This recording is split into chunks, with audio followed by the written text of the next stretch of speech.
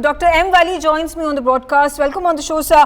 First things first, there are these two marks that have been found on Sushant Singh Rajput's neck. One is, of course, that one is the bruising that covers that entire neck, the ligature mark on his neck, and then there is a 1 inch wide, very prominent and pronounced black bruise. What could be the reason for that bruise appearing on that neck? Well, first of all, I extend my profound sympathies for the bereaved family.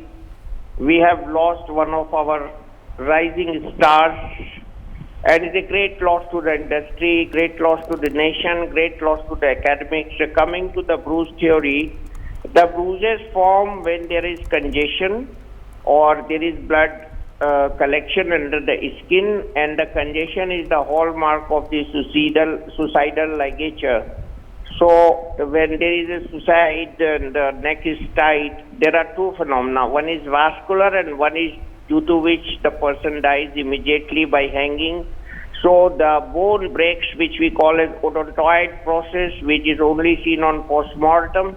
And this is the major difference between if somebody hangs after the death, his bone is not broken. The second piece of the neck vertebra, which is called atlas.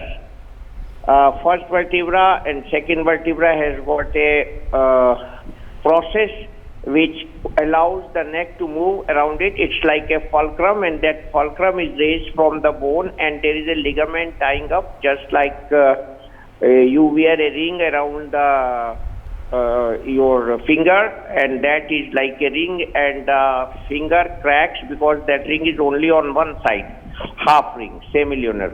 So this ligament is semilunar, and the process of the bone cracks when it comes out of the ligament when the neck is stretched due to hanging by the weight of the body, and it breaks, it fractures, and it immediately hurts the spinal cord. And that is how first part of the findings. The second part of the findings are because of the ligature. The ligature gets unduly tight because of the male weight, heavy weight, and the height attained.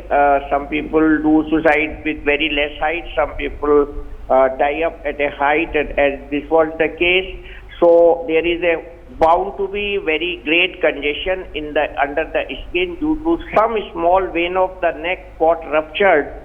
That could be because of it, but since this is a medical legal case, this is my personal opinion subject to the postmortem finding. This is not an expert opinion on the postmortem. This is a cause which you are trying to ask, and I am explaining. So this congestion but Dr. Wali, also, if I could just describe to you these bruise marks, because obviously we are not sharing these images publicly on our screens to maintain the sensitivity of the situation. But there is one mark which is dark blood red that completely surrounds the neck in a circular way, and because that's the assumption that it is perhaps the rope that has been tied around him, and that's how he was hanging from the ceiling of his bedroom. But the second mark is visibly darker. It's almost black, and it's 1 inch long, and it does not surround the entire neck. It is just right on the right hand side of his neck, just at the bottom of that entire ring that is formed by the rope. Why is it that this particular mark, that 1 inch mark, is darker and the other one is much lighter, even though there obviously would have been vein rupture on both sides, if that's what you are explaining?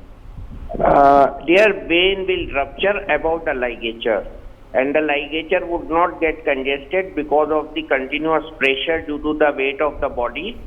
So the ligature would be tight, and it will not let blood ooze under it, but the blood would definitely ooze if a small vein under the skin ruptures, just like there is a bleeding takes place in someone's eye from the vein.